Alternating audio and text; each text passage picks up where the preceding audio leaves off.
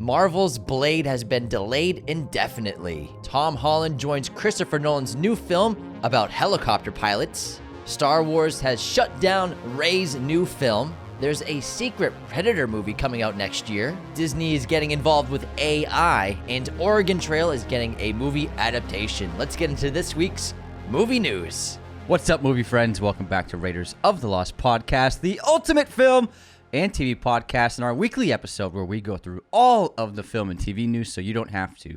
We watched the trailers, we read the articles, we checked out all the announcements, so sit back, relax, and listen to what's happening in the world of film. Oregon Trail movie. I can't wait for the Pong movie.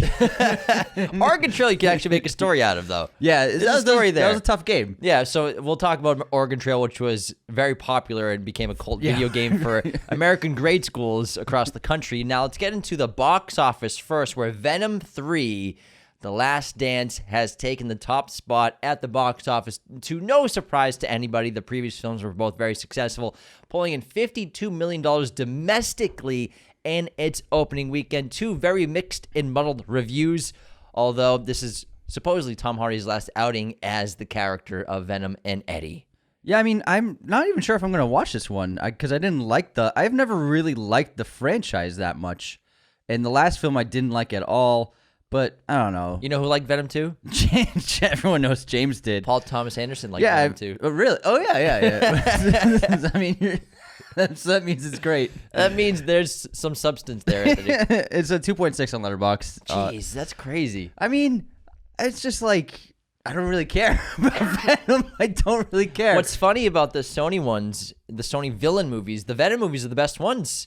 And they're so divisive and mixed among fans, but they're clearly out of all the Sony villain movies, obviously Craven hasn't come out yet, they're the best ones. I mean, that's like saying you're the smartest dumb kid in class. Whoa, Anthony, that's mean. That's mean. I like Venom movies. Venom. I mean, I really, it's the end of an era. I am bummed that I missed the opening. We missed the screening. Yeah, I'm not gonna. We got invited. We totally forgot to go. That's how much we care about Venom. But yeah, I don't really care about the franchise, so I'm probably not gonna see this movie. I'm totally watching it. When I'll probably go see it like next weekend. Okay, yeah, you better go, dude. I like Venom a lot. Okay, you're gonna remember you liked Spider-Man when we were kids, and I had Venom action figures. I mean, everyone thought Venom was cool. I never didn't like. You said Venom's lame. I liked Venom you said too. I foresee in the future they will make Venom movies, and I will not like them. That's don't what you said act like you were a Venom kid, because that's not true. I was the Venom guy. No, you were not. We liked Venom. We had Venom. I toys. got those washable tattoos of Venom on my bicep every week. Don't even act like you put on with a sponge and water. Yeah, you like Spider-Man more than Venom. That's absolutely true. Smile 2. Smile 2, second place at the box office with a solid second weekend of $11 million at the domestic box office. Wild Robot still making some cheddar cheese, $6 million.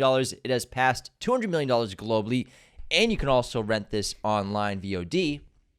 Terrifier 3 just keeps chugging along, $5.5 million in its third weekend at the domestic box office. $45 million total. Wowzers. Damn. Wowzers. Conclave, the new Pope movie starring Ralph Fiennes, pulled in $5.3 million in its domestic. It's great. Domestic opening weekend, right? Yeah. It just came out, so how is it? Awesome. Yeah. It was excellent. It was really good. Yeah. I was like, great job. Yeah, I can't wait to see it because, making the selection of a new pope into a suspenseful thriller looks like such a great idea. Yeah, and Ralph Fiennes, man, oh my God, he's so good in it. Can you see him winning Best Actor? I could see him winning Best Actor for sure. Yeah. I think he's after this, I think he might be the front runner of lead actor. He's phenomenal. Timmy, Coleman Domingo, Rafe. That's who I got right now. I mean, we got to see the Bob Dylan movie. We'll see. No, for Dune. He's not even on the short list for Dune. What? He's so good in it. So he's already been on the short list just for the Bob Dylan one. Wow, that's too bad. I'm telling you, he's not going to get a nomination for Dune. They don't care about sci-fi. That's too bad. Well, Adrian Brody will probably get one for The Brutalist. Oh yeah, Adrian Brody is a front runner too, so I can't wait to see that. Have you seen the trailer for The Brutalist? I told you I'm not watching the trailer for The Brutalist, despite you. We'll talk about it after the box office because it's one of the new trailers this week. Last movie for the box office, We Live in Time, the Andrew Garfield Florence Pugh movie, pulled $2.5 million in its opening domestic weekend. I'm not sure what the budget was. Probably pretty low on that. A24 movie, I think it was $20 million budget, about something like that. Is this its opening weekend as well? No, it came out with $4 million last weekend. Oh, okay. So this is the second weekend. We Live in Time. It's just not going to be a big gross. It'll probably make $10 million. I wonder what the budget was. Let me check. Yeah, check it out if you got it. We Live in Time budget was $10 to $20 million. Yeah, somewhere around there. They both get paychecks, so. They It's probably Garfield and both Peter. made $1 million. They probably both made closer to $5 million. That's the whole movie. How do you pay for a production after that? $10 more million to make the production. 10 to 20, so it's probably like 15. That's what I'm saying. 10 for them, and then you $10 million to make the rest of the I movie. think actors take pay cuts for specific projects like this. Yeah, they went. He's not making Spider-Man They went money. down to 5. It's Florence Pugh. But they both make comic book money. I know. I'm just saying. Like, Anyways, speaking about comic books, oh my obviously we knew this was coming. Blade from Marvel has been delayed indefinitely after going through, I think, 8 screenwriters, several shutdowns, rewrites left and right every 6 months. The film no longer has a release date. Marvel seems to just be not abandoning this project, but for now, it's just shelved, even though they purchased the rights to the character back from 20th Century back in 2012. Jesus. That's when they got the rights back from Blade. Wow. For the character from whoever owned it at the time. I think it was 20th Century Studios. I owned it. Anthony owned it. He sold it to them. They didn't do anything until 2019. They released news that they cast Mahershala Ali, and then here we are, delayed. So they purchased the rights to Blade in 2012, and they still haven't made a movie. I guarantee you next week we get the news that Mahershala drops out Probably because this is absolutely absurd. he's 50. Yeah, it's been 7 years almost since they started pre-production on this. I'm sure. Well, 2019 they announced him, then they started pre-production. Okay, they announced him, but they were It's been 5 years. But it was not like that day in 2019 at Comic-Con. They were like, let's make a Blade movie. Like they were working on it before they got. Yeah, for sure. So yeah. it's got to be at around 6 years. They've been working developing on it this. for years and years and years. Man, it's unbelievable. They could have made 2 movies by now. They should have made. They could have made 2 movies by now. We could have made 2 movies about Blade. They would have been good. It's so easy to It's do a so- Blade script. it's so It's easy. insane. How is this so hard to pull off? It's bonkers. and on top man. of that, it's what everyone wants. It's a fucking vampire hunter. It's not that hard, guys. Everyone wants a Blade movie, and they didn't make a Blade movie. It just makes me so frustrated. It's so ridiculous. Fucking hell. Oh my god. I mean, yeah, I guarantee Mahershala drops out because why would he stay on? What? Wait another 5 years for the first film? They're not even developing right Just now. fucking make a new Wesley Snipes one. This is what they should do. That's what they should do. Maybe. Make a new Wesley Snipes one. Everyone wins. There's only gonna ever be one Blade. Like, why not? He was great in Wolverine Deadpool. Why not? Can we talk about the most exciting news of the week, though? Yeah, you found this new information. It's unbelievable. Yes, I scoured the internet. I found, James wrote this. I went to production companies. I found out. Obviously, we knew Tom Holland was cast in Christopher Nolan's latest upcoming film, which also stars Matt Damon. Really exciting news. However, we also got a synopsis. So it's just one sentence. It's about a pair of aerial helicopter cops with an older mentor and a younger lead. Now, it was rumored to be, obviously, people were saying it was either going to be a vampire movie set in the 1920s for Chris Nolan's next film, or people were thinking he was going to not remake, but make a movie heavily influenced by one of his favorite movies called Blue Thunder from the 1980s, starring Roy Scheider. And it seems like the latter is the truth.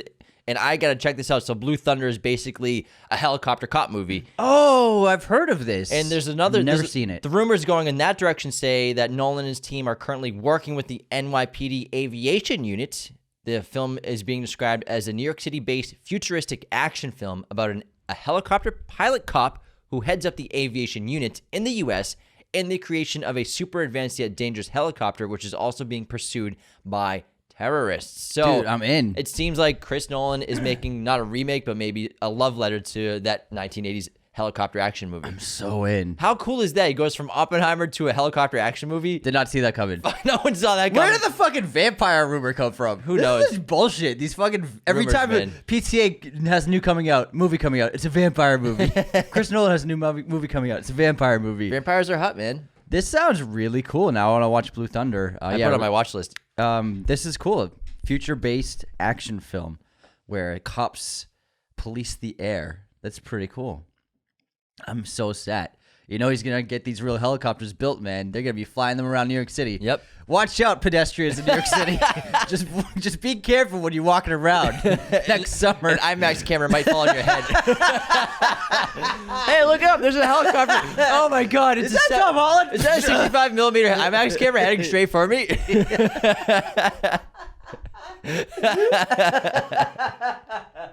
Oh my god. Joke of the year. Oh, that's good. He's also never made a movie in New York City. I don't think so either. Yeah. He's never touched New York, Which is pretty he interesting. hates New York City.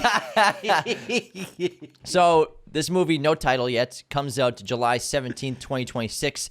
A week after this movie comes out, Spider-Man 4 comes out, and obviously starring Tom Holland as the lead as that. So Tom Holland's going to have a huge 2026. And Back to starring back. as the lead in a Christopher Nolan movie, and then a week later, his Spider-Man 4 movie comes out. I also think him and Matt will be great together. Me too. I think that they're like poised for great chemistry. They seem like they would be a great pair in a film. I'm very excited to see Tom Holland in this because I'm so happy to see him doing something that sounds really incredible. You're working with probably the hottest director alive right now, Christopher he's Nolan. really hot. Coming, and now you can kind of not distance yourself, but do something outside of Superman. Or Spider-Man. even outside that'll of be Sony. Yeah, outside of Sony. Away as from well. Sony. Uncharted and Yeah. Spider-Man. But I think this is a huge opportunity for him. Obviously, he's just one of the biggest stars in the world, but to I think get away from superhero stuff or big IP stuff, I think it's really exciting. Also, so 2026 summer is going to be insane. In May 2026, Avengers Doomsday. And then June 2026, Supergirl. And then July 2026, Spider-Man 4. But before that, the helicopter movie. We're gonna be eating good. And then October 2026, the Batman 2. We are eating in 2026. And Big also, year. This is a rebound year, man. Dune 3, baby. Dune 3. Yeah, because actually an update on Dune 3. I thought it films in. So according to the Hollywood Reporter, this just came out yesterday, it's actually set to enter production in summer 2025, Dune 3. That's what I figured. That's what makes sense. And so then, obviously, Denis is working on everything with his team, production, script, and locking in new cast members. Plus, this puts up Greg Fraser's status in question whether or not he'll return as the cinematographer for the Batman 2. Because, I mean, if you're doing the Batman or Dune Part 3, which one are you picking? Dune. I'm picking Dune I'm 2. doing Dune. That's just like Hans picking Yeah. Dune over Chris Nolan stuff. Yeah, if they have similar release dates, they're going to have especially huge visual effects heavy productions like that. They're going to shoot around the same time. And they're very long shoots. They're lengthy shoots. This is like 4 months of actual shooting. So they will overlap. So he's going to have to pick one.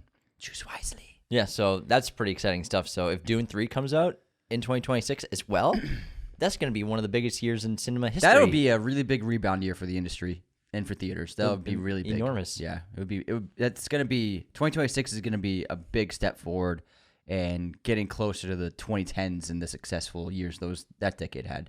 So that's big for theaters too. I'm happy to hear so many big tentpole movies that everybody's going to see. These are not just like it's not Venom 3. Hey, man. you get off Venom's back. Will you relax on Venom? Venom. You get with the... You better see it this weekend. I'm gonna fucking if see you it. don't see it, I'm calling you out next week. I'm gonna see it. You're gonna see it. We're gonna see a Nora, and then you're gonna walk into Venom 3. Fuck yeah. I didn't say this weekend. I meant like this... You said this weekend. Yeah, I said next weekend. Oh, so you said this weekend, but you meant I said next weekend. You I said go back to the tape. I said next weekend. okay. You better be there, I got a few things going on this weekend, man. James. Still, to the busiest man in Los Angeles, right here.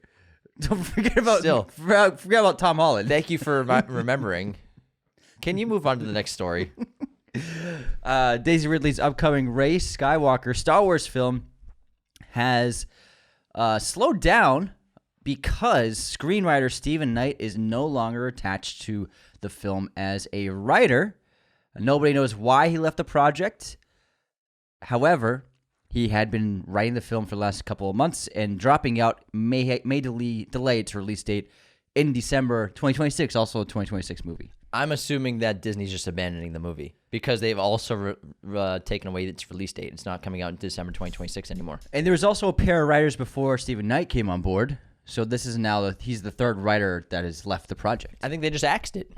I don't know about that. I think they're slowly just shutting it down. I don't know about that. That's what it seems like because they took away the release date. Why? This is the same thing as Blade.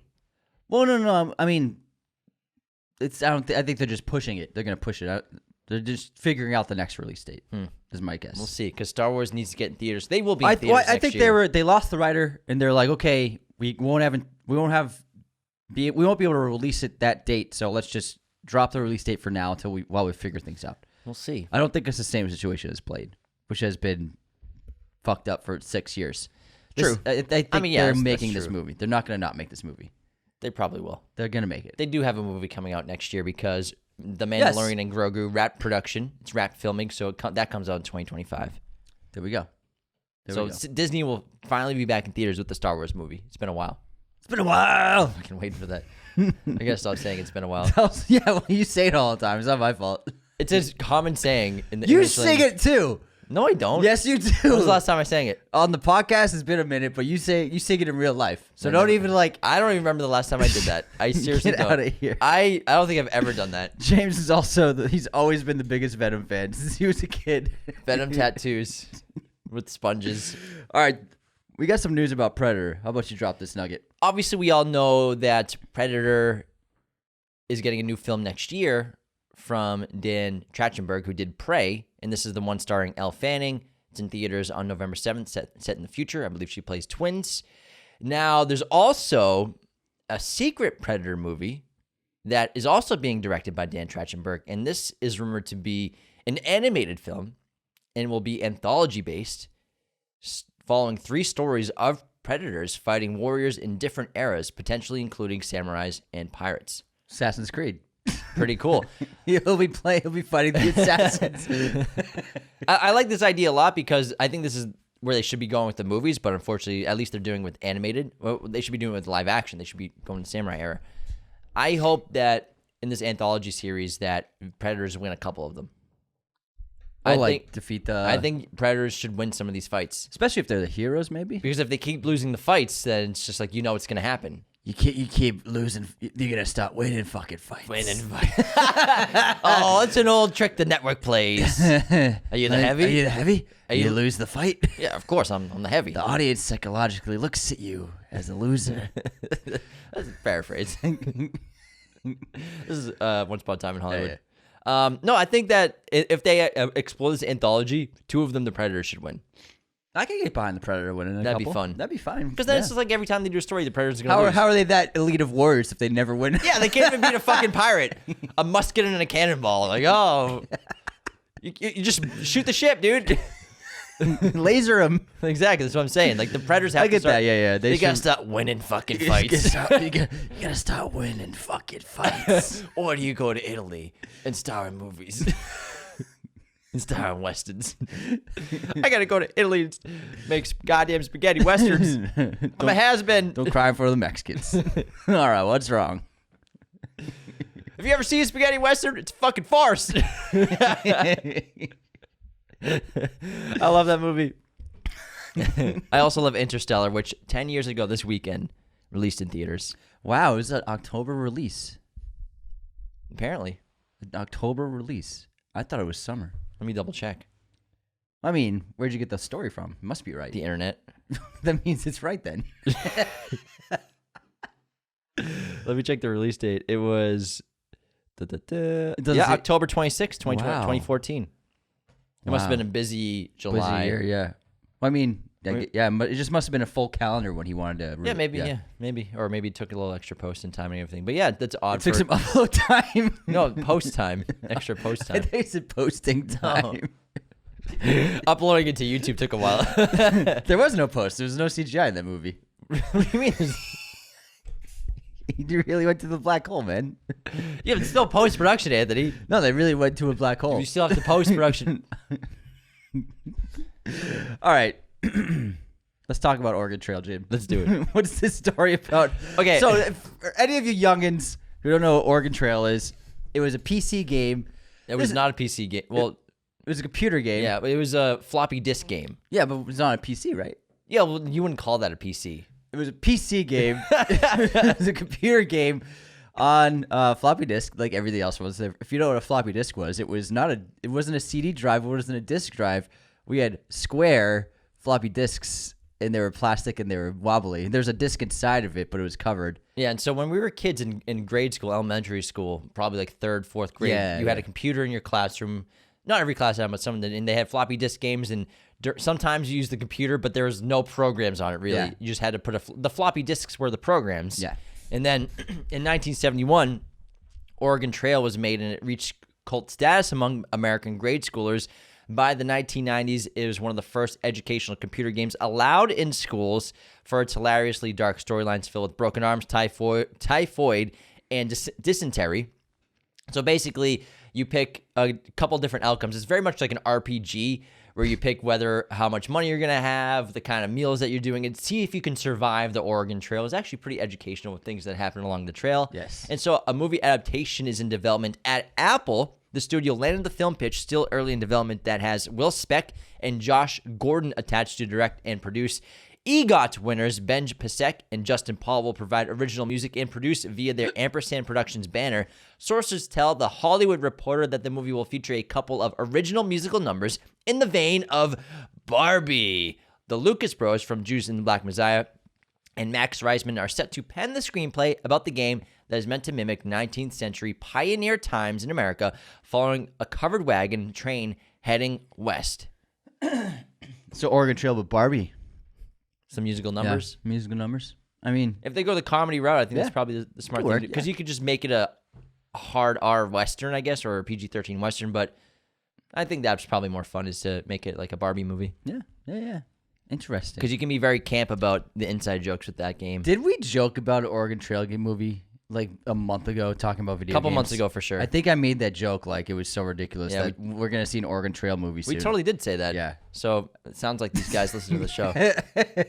You're welcome, guys. Oh my God, that's a great idea. Oh my God, the Raiders did it again. I hope no one makes a Frogger movie adaptation.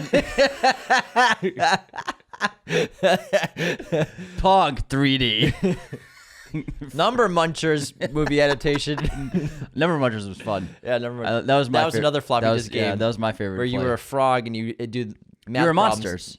It was a little monster. Cute monster. I thought it was a frog. No, it was a cute monster. Number Muncher. And then you bounce around the munch problems and you numbers. solve the problems. Yeah. And that was an educational game. Oregon Trail, I don't think so.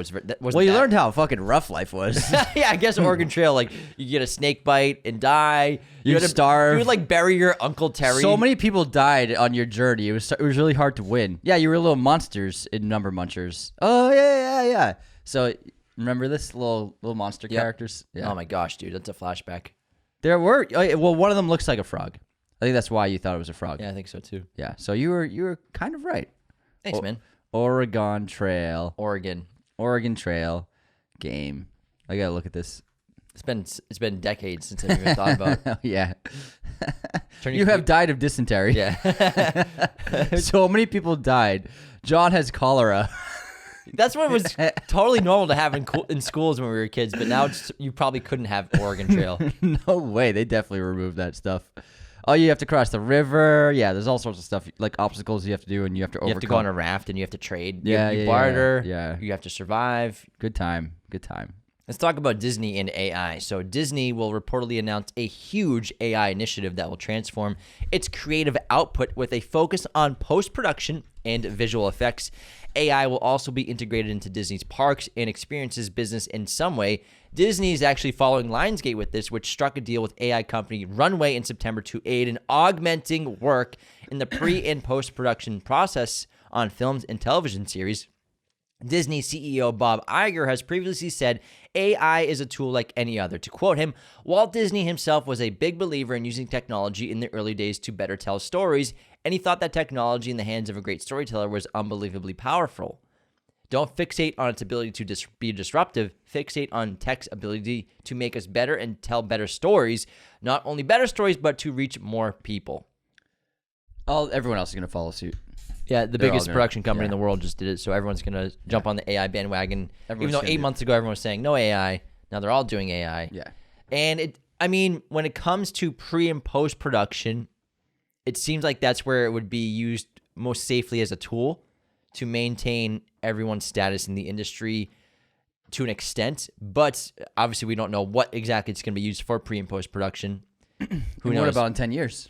Exactly. So are they using it to create virtual worlds for production, for virtual filmmaking? Maybe, you're shooting on a green screen, similar to 3D filmmaking with Avatar and James Cameron's technology. They're using it to render worlds live in real time for when they're filming on sets, or in post-production. Is it going to speed up processes for visual effects work and special effects work? I have no idea what it's going to be used for. Yeah, me either. We'll find out, though. But, who knows even in 5-10 years? They say just a tool now, but what about several years? It might not be a tool anymore. idea. It might be the actual thing that's making a lot of the content in the movie. That would be unfortunate. Yeah. All right, let's get into some brighter news. Tom Cruise and Alejandro Inarritu, two of the GOATs right now. Their new movie begins filming next month in the United Kingdom. This film also co-stars Riz Ahmed, Sophie Wilde, Sandra Hüller, Jesse Plemons, and John Goodman, and it follows the most powerful man in the world who tries to prove he is humanity's savior before the disaster he's unleashed destroys everything. Man, what a cast. I can't wait. Sounds pretty epic. Let's go, man. Hans Zimmer, unfortunately, has been disqualified from this upcoming Academy Awards for nominations for Dune Part 2. It's because Dune 2 contains 20% of its score contains the same themes from Dune 1. And so he's disqualified. That's the rule. Yeah. Dark Knight, he was disqualified for Dark Knight because he and Howard did it together. And they didn't have a long enough collaborative track record, so that's why they were disqualified in 2008 for the Oscars, which was stupid. Oh, is that why? That's why they were disqualified. Because they coded it? Yeah. Didn't they code? They coded Batman Begins too, right? Oh, they coded it, man. They coded it. Co-wrote. With the Oscars, you have to have a prolonged collaborative streak. Oh, so that's interesting. One movie's not enough. What? You have to. So like, is that co-directing too as well? Yeah. So the Daniels, Yeah. they've always worked together, so Yeah. that's why they won co-directing Oscars. So, Interesting. and then when you have a situation like Howard and Zimmer, they just did Batman Begins. And so for the Academy, they didn't think it was a long enough streak of like, you guys are a collaborative pair.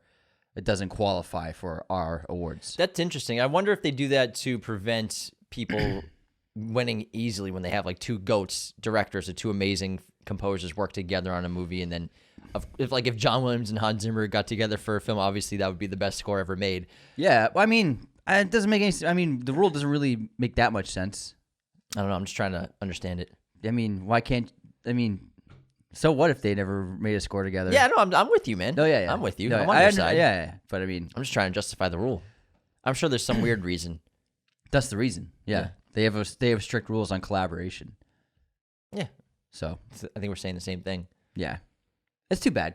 It But is. I mean, he just won it, so Can't give let Jordan the someone MVP else every let year. someone else get it. Alien Also, Trent Reznor and Atticus Ross are my top pick right now for challengers. It's great. Pretty good. Great score. Let's talk about Alien Romulus real quick. Obviously, huge hit this past summer. A sequel is already in the works. Kaylee Spaney and David Johnson will likely reprise their roles, which is really interesting because we've never seen an android come back for an Alien movie before. Right? Besides, obviously, the CGI version of Rook in this. Well, it's a latest- different android. Yeah, no, but I'm saying, Yeah. like, we've never had an android reprise their role besides, I'm sorry, Fassbender Yeah. for Prometheus and Alien Covenants. Yeah, he's in two of them. I just bit my tongue. Also, Pretend like I never said that. isn't in Alien 3, isn't the android in the chamber that burns up? Isn't the android in the chamber that burns up what? In the opening of Alien 3. What android is it? The android for Aliens. What's his name? Rook? No, from not Rook. Aliens. Oh, Bishop? Bishop. Is Bishop in Alien 3? Yeah, he's in the opening, isn't he? Or his likenesses. Pretend like I can't remember. I haven't seen Alien 3. So Alien 3 opens with the chamber that all three of them were in life support sleeping in got burnt up. Yeah. And they all died. I can't think he's remember. in it, so. Well, Bishop, I guess, would technically be in there. And also Bishop is in Alien Resurrection. Or a human version of Bishop suspiciously. No, it's AVP. AVP, thank you. Yeah. Okay. And so it's a human. It's not an Or android. is it? I mean, it's not defined if he's human or not. He could It's be an a android. human. Could be an android. He's a human. Still Bishop. A version of. So of the James character. is way off. You're way wrong. Anyways, can we talk about Severance? The trailer for Severance finally dropped, a full-length trailer. Adam Scott it returns. He's running around the office hallways like a madman. And he gets to the office. However, he's got all new coworkers. Dun, dun, dun! That's all you need, man. I'm in. It looks good. That's all we need. Did you like the camera movements for him running down the hallways? They clearly used one of those bots. Yeah, it was a robot camera, yeah. Yeah, it looked pretty cool. It was a RoboCop camera.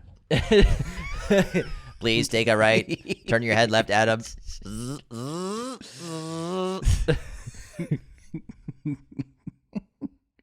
All right, tell us about the Love Hurts trailer with Ki Kwan. Oh, this is cool. So this is a production from 87 North, David Leitch's company, who just did The Fall Guy. And this is an action movie starring Ki Kwan, who it's not like an action concept we've never seen before, where it starts off with he's this realtor. He's the best realtor in the local area. Seems like a super nice guy, very funny and amiable. And then it turns into an action thriller where he's obviously been hiding his identity from being a former assassin, and he's being hunted by assassins again. So it's very much in the world of John Wicky, a little more comical. History of violence. Yeah, kind of like that. So, but with a very comic tone. Yeah. Like, also in the vein of, what's the Bob Odenkirk one? The action movie he did. Yeah, I can't remember. Oh, what's it called? Stuff. Nobody, Mr. Nobody. Similar to like that as well. So same style, same production companies and aesthetic. And I think Ki Kwan looks awesome in this role as an action hero. It looks pretty badass. And it's rated R. Yeah. It's going to be bloody. The poster's bloody, so you can expect some blood and gore. So it's not some PG-13 action movies. I like when he karate chops the pillows on the couch to make them look like really well indented. He's like decorating the house for open houses and stuff like that. Cute. It looks great. I think Ki is one of the busiest actors in Hollywood right now. Everyone's just putting him in everything, and good for him because he deserves it. He's pretty great. All right, let's get into The Agency, which is the killer vibes. Yeah, it's pretty much. This is going to be a TV series that comes out on, what was it? I think it was Paramount Plus. Paramount Plus, thank you. And he plays Michael Fassbender. Yes. Yeah. Yeah. I said Fassbender already. No, you didn't. Didn't I? No. Well, I was getting there. Well, no, we said he plays, like you said Fassbender, but you didn't say Fassbender. He plays. When I mean he, I mean Fassbender. That's what I was gonna say. Michael Fassbender plays an American spy who's sent to find a missing spy, also in his program, and looks like a really tight thriller, good action. He's got an awesome American accent. It's very different from American accent that he's done before. He's just one of the best actors there is, and so I'm always sat for whatever he's doing. It looks like exactly what you're getting with the show, and I would definitely watch it. Cool. Yeah. Babygirl, we got a new trailer for Nicole Kidman starring film with also Harrison Dickinson. And this is, sexual thrillers are hot right now. The one with Margaret Qualley came out last year. And so it seems like that's a thing because this is about this woman CEO who gets a new employee at her company, and they enter a very dom relationship where he's the dom of her and starts getting power over her. He tells her what to do. Tells her what to do and still tells her when to eat. He starts to get power over her sexually, and then starts getting power over her entire life. Yes. Looks pretty good. Pretty hot. Pretty steamy. He's doing great. He's blowing up. Harrison Dickinson. Yeah, he's killing. He's terrific. Good for him. Yeah. Wait, is it Dickinson or hold on? Harrison, or is it Harris? Is it Harris? You wrote the line. It's Harrison. Harris Dickinson. Harris. Anthony.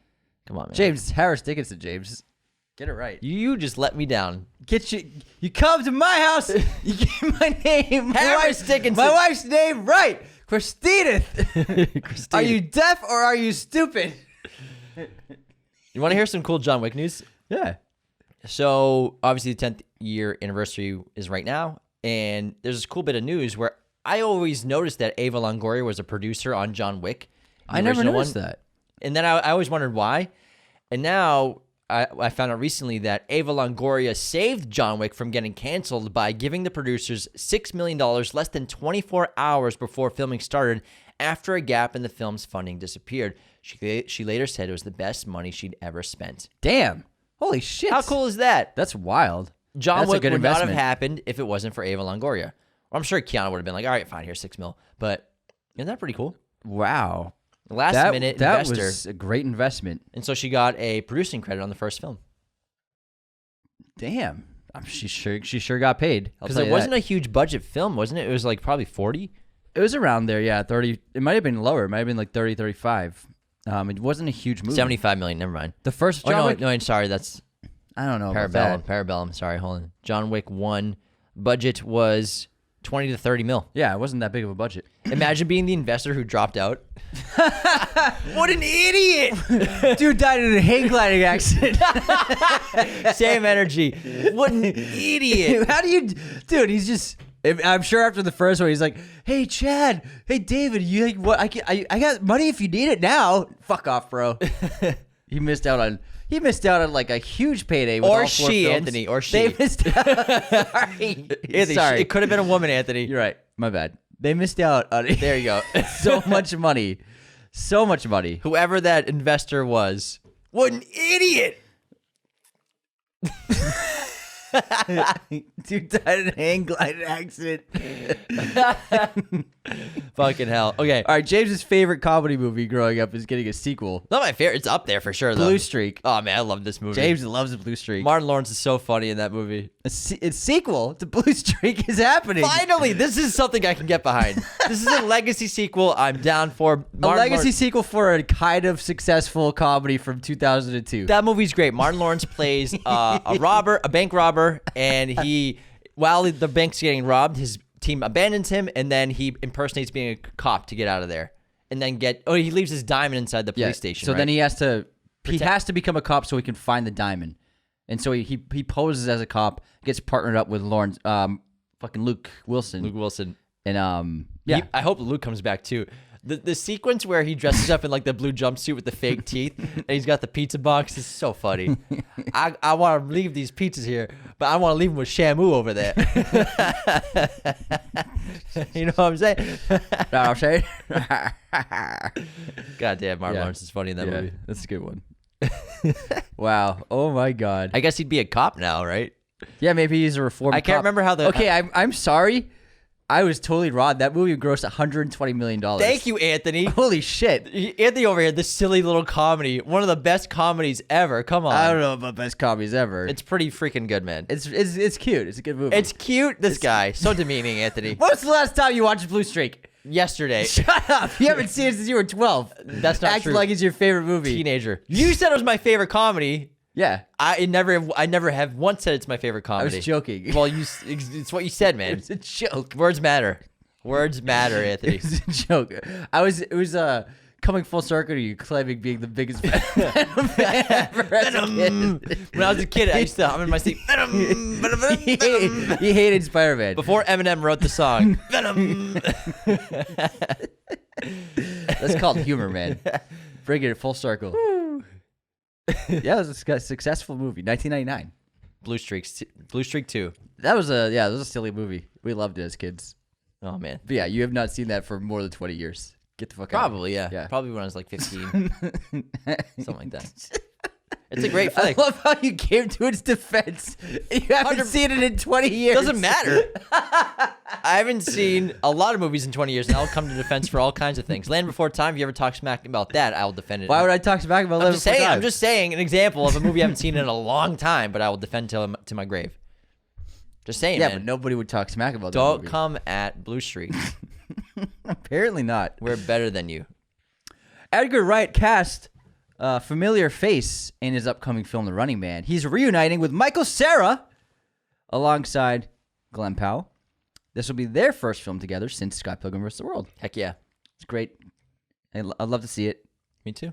I'm so curious about this movie. Yeah. I really am. I think it's going to be fucking awesome. So, Wicked is coming out in theaters very soon.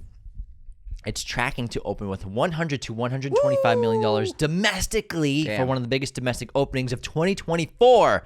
Holy guacamole. Yeah. All the girls are going to see this, man. It's going to be a hit. They're all going to be sat. All kinds of people will see this, Anthony. Not just girls are going to see Wicked. I'm just saying. It's going Theater to be boys. predominantly women. We'll see. Like 80s. Listen, man. All kinds of people exist. Stop it. All kinds of people exist. Stop it. Dogs will see it. Stop it. You know the majority of the demographics can be women. Probably be like Thank 70, you. 70 Just 30. say yes. Just admit it. I'm saying 30% of the audience will be male. 70-30 is really striking difference. Sure. That's crazy. It's not even gonna be that much, man. Just slow down. Just take it easy with that 70-30. You said only women are going to see Wicked. No, I said women are gonna be sat for this. I didn't say only women. Words matter, James. Exactly. That's why It's gonna be 60-40. I wanted to bring in the males. The males. The males are here. The males will see Wicked as well. I'm seeing it. I have to see it. I've been told I have to see it. A movie I'm very excited to see is Luca Guadagnino's next film, which gets its first trailer next week. And we also got its first poster for Queer, starring Daniel Craig and Drew Starkey. Fuck yeah, man. Poster's great. It looks like Drew Starkey under the covers of a bed, laying down, and then Daniel Craig's hand reaching for him. Let's check it out. Really great poster. I haven't seen it. You didn't send it to me. Temptation. Queer poster. Let's see. 2024. It's hard. Okay, here we go. Good poster. Ooh, yeah. I like it. It's got like this punk rock font to it. Huh. Yeah, it looks like Craig's hand. Yep. Yeah. Nice shot. Great on film. Fucking love it. Cool, man.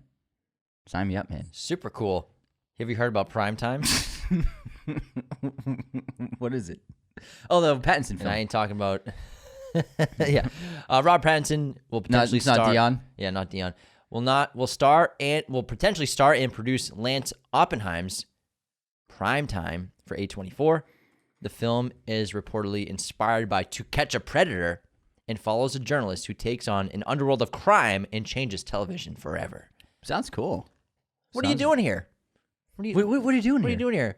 You brought pizza and beer. What are you doing here? Just like I have chat with my friend. Come to see my friend. Your friend's 14-year-old girl? It's a crazy show. I don't think I've ever seen anything that Lance Oppenheimer's made. He made some kind of Heaven. Oppenheim. He didn't invent the atomic bomb, Anthony. Oh, he's made some documentaries and some narratives. Okay. I'll check it out. His work looks very colorful and very unique. I like it. I'll have to check him out. I like him. You like Marge. You like everyone. Marge.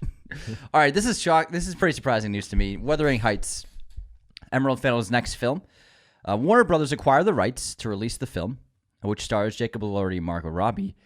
The film has a budget of $70 million. That's a price tag right there.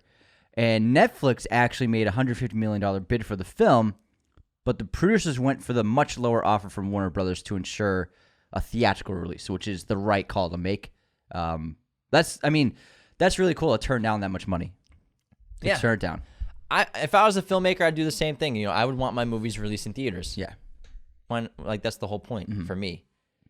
Of course, there are good movies that go to streaming, but they just disappear. No one talks about them forever. Yeah, they'll have a week on the top 10 and then it's gone.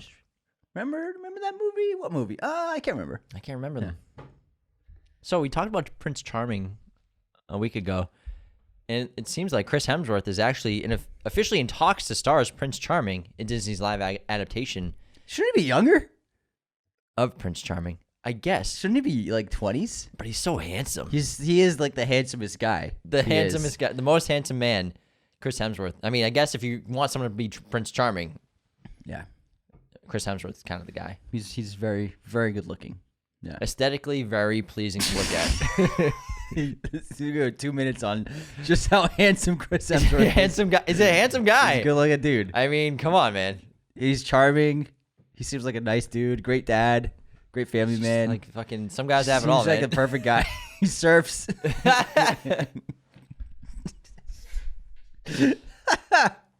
All right, Juror number 2, Clint Eastwood's next film, which could be his final film, which we're seeing tonight. At the premiere. So it's going to be exciting. Clint Eastwood himself invited us. He said, I'm a huge fan of Raiders of the Lost Podcast. I'm a patron. Patron, yeah. Send those Razor boys. What the fuck's Patreon? This film is actually getting a limited release of only 50 theaters for the entire run. No wider release is planned. And Warner Bros. Will not reveal any box office numbers for the film. Kind of weird, but... It's a weird situation. It's like their grandpa wanted to do a movie, and they're like, let's just let him do it, and then we'll put it on the shelf or something. I don't know. Well, they'll put it on Max, obviously, but yeah, that is weird to not reveal box office numbers. Pretty interesting. Maybe they're trying something new with it, to not reveal box office. Or maybe it's not tracking very well. Oh yeah, it's not. I don't think it'll do well, but in a limited release, it should do fine. But it's not going to make a shit ton of money. I'm very excited about it. The trailer looks I know. amazing. I can't wait. Yeah. Looks really great. That's a weird. I've never heard of a situation like that to hide the box office numbers. Yeah. All right, we have one final bit of news, which was a packed episode, though. So, jam-packed. Adam Wingard's next film, the action horror thriller Onslaught for A24, obviously cast Adria Arjona a couple weeks ago. Now has also cast UFC light heavyweight champion Alex Pereira, who's in talks to make his acting debut in the film as the villain in the movie. Pretty cool stuff. Alex Pereira. Pereira. Don't even... Pereira. Just, yeah, UFC light heavyweight champ. That's pretty cool. Oh, yeah. Yeah. Cool. Well, good for him. He must have some acting chops then. I'm excited about this. He looks like a scary dude. I'm looking forward to see Adam Wingard leaving the MonsterVerse and doing something smaller. Yeah, and working with A24. That's cool. Good for him. Good stuff. All right, that wraps. I bet Dan Stevens shows up. I hope Dan Stevens shows up. He better. He better. That was a lot of stuff to go over this week. Yeah, man. We had some big stuff going on. Lots of big stuff. Lots of big news. We have some great... We co-did it, man. We co-did it. We have some great episodes coming for you guys this upcoming week. Don't miss our Halloween episode on the 30th on Wednesday, the day before Halloween. We dressed up and everything. It was a lot of fun. We did a Shining episode, the movies from memory of The Shining. Tomorrow's Monday episode is going to be an episode on A Nightmare on Elm Street. Don't miss that one. It was excellent to break down and revisit that iconic horror movie from Wes Craven. So it's going to be a fun, spooky week to end out the month of October. Hope you're all having a great autumn, fall, and a great weekend as well. Take care. See you next time.